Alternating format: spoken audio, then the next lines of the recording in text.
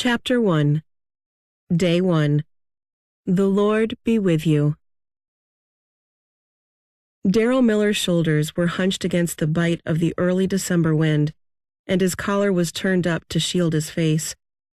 He seemed to be just another of the poor men who shambled their way to work every morning down this main street of the city's once well-to-do north side. None of the others on the street paid any attention to his passing, and that was fine with him. He paused at the corner to glance back the way he'd come. Only then did his nervousness reveal itself. There was a grimness to his expression and a wariness in his dark eyes that set him apart. He was no mere working man heading for his job. He was a hunted man. Behind him, the street appeared normal. Traffic was the same as always, yet he knew there was no safety on this corner. He had to keep moving. He had to hide, to disappear. Shoving his hands deeper into his pockets, Darrell started off again. He wasn't sure where he was going. He just couldn't let them find him. Not after last night. Memories of the horror he'd accidentally witnessed assaulted him, and he mentally prepared himself for what was to come. Though he longed to believe there was hope, he knew there could be no hiding from them forever. They were relentless. They would never give up looking for him. Silently, he cursed God for what had happened. At 23, he was an ex-con who was trying to build a new life for himself. But he realized now that he might as well be dead. They would never let him live, not with what he knew. He'd taken a job on the late shift, hoping to steer clear of the ugliness of the drug gangs. Yet the events of last night had proven to him how stupid he'd been to think he could escape his old life. He tried to avoid any contact with his old friends, staying as far away as he could. But in spite of all his efforts, he was trapped now, and he doubted he would be able to break free. Why now? He agonized as he continued on down the street, fighting the urge to run, to flee to safety. There was no safety for him. There never would be again. Darrell heard a car coming. Rather than glance up to see who it was, he kept his face averted, wanting anonymity. The car seemed to be slowing. Terror ate at him. Was it them? Had they found him already? He did not want to die. Not now. Not like this. He could hear the car closing on him. His heart was pounding as his adrenaline surged. He was desperate. The church bell pealed, ringing out only once to signal the half hour. The sound startled Darrell to the awareness that he was standing at the bottom of the few steps that led to the doors of the old Catholic church. It was a massive building, constructed some 100 years before, when this part of the city had been growing and thriving. Except for the steeple, the church was mostly devoid of external decoration. All that marked it as a house of God were the leaded stained glass windows that glowed softly from the inner light and the name of the parish, Our Lady of Perpetual Help, carved into the cornerstone. Darrell was no Catholic, but right now with the car almost upon him, he was considering conversion.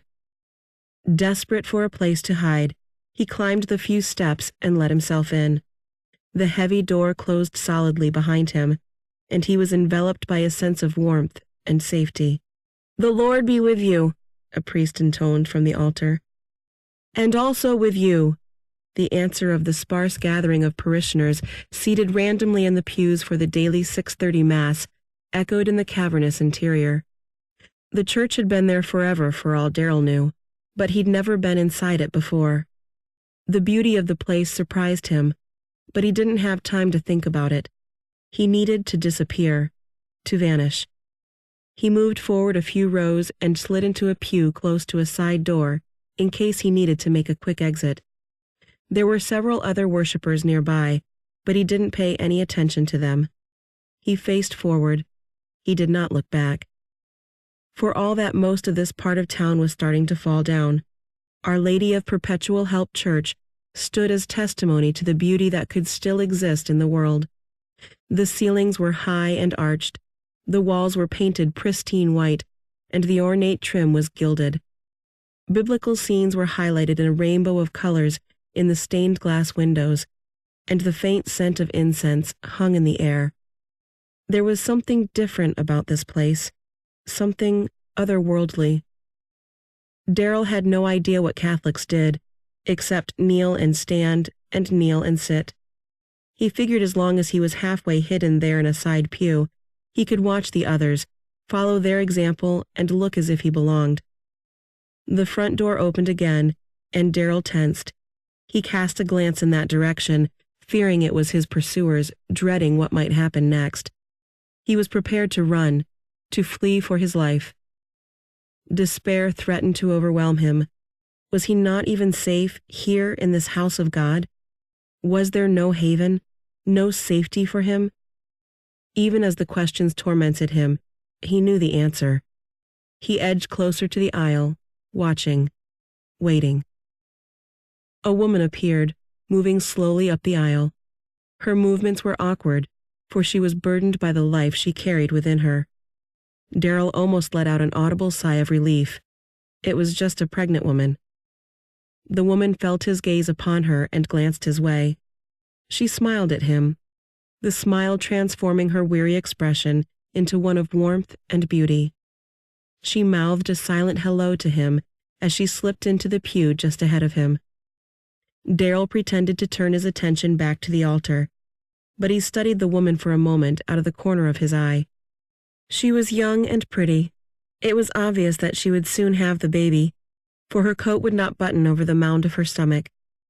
He wondered why, heavy as she was with child, she had chosen to come to church on this cold, miserable morning. He would have stayed home in bed.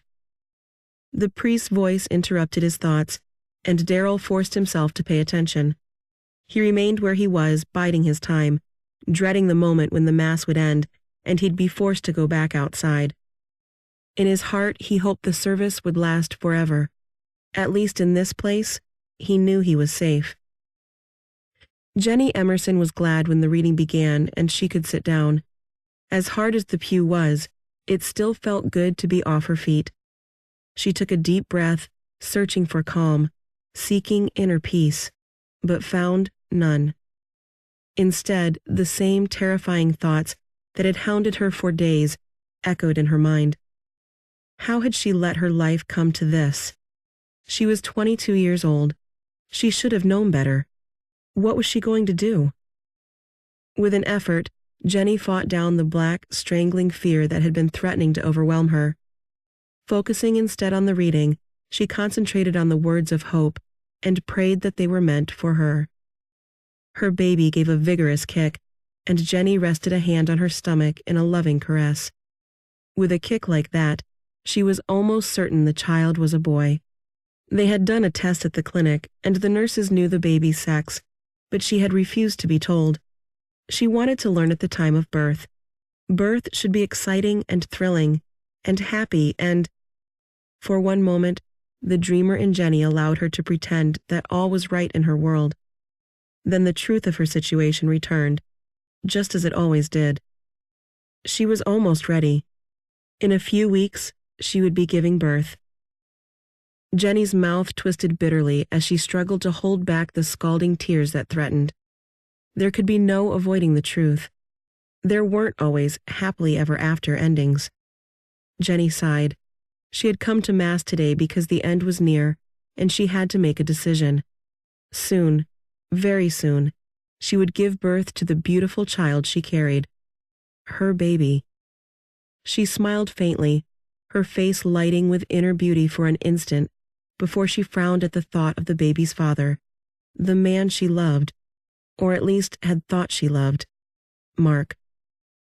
Jenny wondered where Mark was, then told herself it didn't matter. He was out of her life. This baby was hers, not his. As far as she was concerned, he had forsaken any claim to the child the moment the check to pay for the abortion had arrived.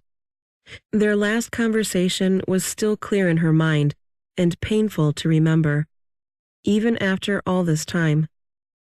"Jenny? What do you want?" she'd replied, hoping he wouldn't notice how raw her voice was from crying.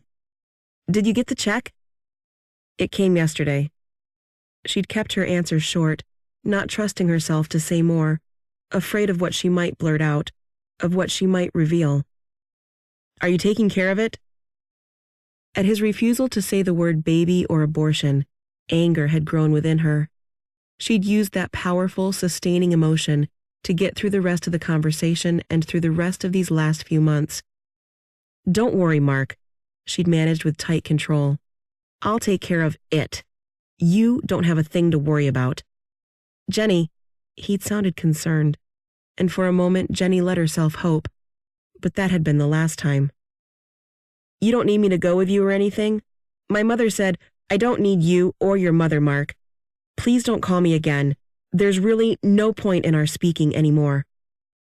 She'd hung up on him, quickly, quietly. There had been no reason to say anything else. His check had said it all. He would go on with his life. She would go on with hers. And she had. And she had done fine. Until yesterday, when the doctor had confirmed that her delivery date was only weeks away. Until that moment, she'd believed she could do it. She'd believed she could make her life work, that she could have this baby and raise it alone. But suddenly, with the event almost upon her, she was frightened, truly frightened. What was to become of her, of her baby? And that was why she had come to Mass. She had made some foolish choices all those months ago, when she'd surrendered her innocence to Mark. She had thought he loved her. She'd thought they would marry. It had been devastating to learn that she'd been wrong. She had come here to God. God was her last hope. There was no one else she could turn to. As Father Beck began to read the Gospel, the impeccably dressed Dorothy Pennington stood straight and tall as she always did in the third pew from the front, center section. A pillar of the community, a member of the Legion of Mary and the parish council. Dorothy had devoted her life to her family and her church, and it was the latter that was holding her together this morning. No one looking at her would have guessed at the fragile state of her emotions and the despairing direction of her thoughts.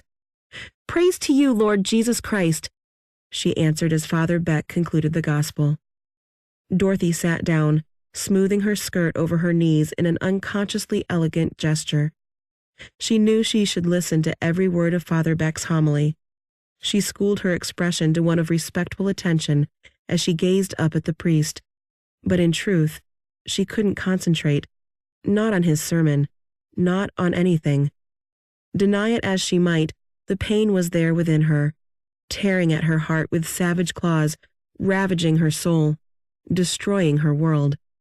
She had no reason to breathe, no reason to exist. Last night, Alan had left her. I want a divorce, he had said. She had just walked into the house from her monthly meeting of the parish council. The time on the clock had been 10:01. Funny how she remembered that. She didn't know why she remembered. She just did. Dorothy wondered, as she sat there motionless in the pew, if her distress showed. She wanted to shout and scream that this couldn't be happening to her. She had tried to be the perfect wife, the perfect mother, the perfect friend. She had tried to please Alan in every way she could. Dear God, they'd been married 32 years. Why was Alan doing this to her now? Now when the children were gone and their life together could have been better than ever since they had time to concentrate on each other again. She had faced him calmly last night, wanting answers from him, getting none. That's not funny. I wasn't joking, he'd replied. She'd stared at him then, shocked by his declaration. Why, Alan? What's wrong? I didn't know you were unhappy. I didn't either, until I met Tina. And at the look on his face when he'd said the girl's name, Dorothy had wanted to hit him, to curse him for his stupidity and for the pain he was causing her. Instead, she'd tightened the legendary control she had over herself. May I ask where you met this other woman? Dorothy knew her tone had been haughty, but she'd had good reason. Her world was being destroyed by this faceless woman who wanted her husband. Does it matter? He'd challenged defensively. It matters. Her words had been terse. She transferred in from the office in L.A. He'd let his voice trail off, as if he didn't want to say too much. Dorothy's mind had been racing. True, they hadn't made love often in the last year or so, but Alan had never been a particularly lustful man. She had thought their love life was fine. He had been tender and caring and considerate. She had never felt a lack. How could she have been so blind? "I see." She'd finally choked out the words. Then, desperate to get away from him before her dignity failed her, she'd ordered coldly, "Get out." "Get out?" Alan had stared at her, a look of shock on his face. "Now. Tonight. Your lawyer will be hearing from mine." She'd turned away from the sight of him, praying he would leave, praying he would stay, praying he would fight for what they'd shared and built together over all the years of their marriage. They were in their 50s now. They were supposed to be looking forward to their golden years together. She'd held her breath, waiting for his response. To her horror, he'd left without another word. Dorothy had stayed up all night. She'd tried to understand it, and for a while, she'd blamed herself. She'd paced the floor in endless frustration when she could find no ease for her heartbreak. It had still been dark, black as pitch outside, when she'd left the house. After the long hours of torment, she had known that she had nowhere else to go. She'd come to Mass. Joe Myers stood with his head bowed as he tried to concentrate on the Eucharistic prayer Father Beck was offering up in preparation for communion. Some days he listened, and it touched his heart. Other days, like today, the prayer was nothing but words strung together. Words, words, words. What good were words without action to back them up? It was then that Joe realized how very angry he was this morning. He had said the rosary upon rising, as he always did. The prayers were dear to his heart, and he would continue to say them until he was physically unable to do so. But when he had glanced at the headlines in the paper as he'd left the house, he'd grown furious. Again overnight, people had been killed on the streets for no good reason, shot down in cold blood for what little money they had on them. Murder, rape, abuse, hatred. Was there no end to the misery? Didn't his prayers help, even a little? He wondered if anyone besides him saw the beauty of God's world, if anyone besides him looked in other folks' eyes and saw the potential there for goodness and love. His anger was heated by his frustration. He was almost 65 years old.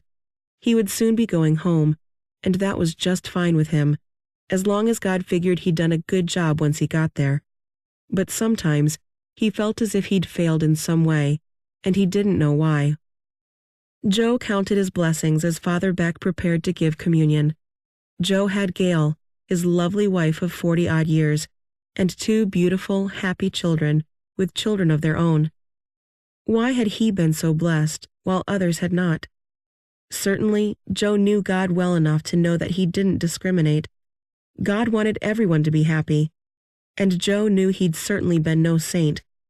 Why, then, had he been given so many joys in life, while those around him were so lost and frightened? Faith, Joe concluded. It all had to do with faith. If you had faith, you could do anything, suffer anything, deal with anything. Without faith? Joe shuddered at the thought. Life without faith in God would be a life not worth living. The whole purpose of life, as Joe saw it, was to do the best one could with what one had, helping others along the way. Smiles and helping hands were free, and they were 2 of the most powerful tools given to mankind. "The peace of the Lord be with you always," Father Beck intoned. "And also with you," Joe replied. "Let us offer each other a sign of peace." Joe smiled and, turning, lifted a hand in greeting to those spread out in the church around him. He recognized most of those in attendance. The gang at 6:30 Mass were a hearty lot. It took a lot of initiative to get out of bed while it was still dark outside and come to church. You had to want to be there. He knew he did. He loved the peace of it, the solemnity of it, the centering of it.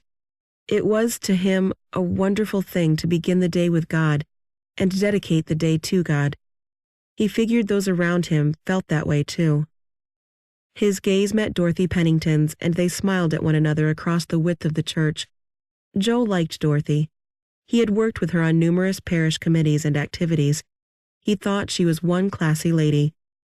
Joe caught sight of young Jenny Emerson off to the side toward the back of the church. Though he had been acquainted with her parents through the parish before they'd passed away several years before, he didn't know Jenny well. He had spoken with her and her boyfriend at one of the festivals the parish sponsored some months ago, but hadn't seen much of her since. Now, there was no mistaking her obviously pregnant state, and he hadn't heard that she'd married. He hoped all was well with her. He spotted several others he knew by sight, but not by name. There were a few other people he didn't know at all. Joe was glad they were there. Heaven was open to everyone, just like Our Lady was.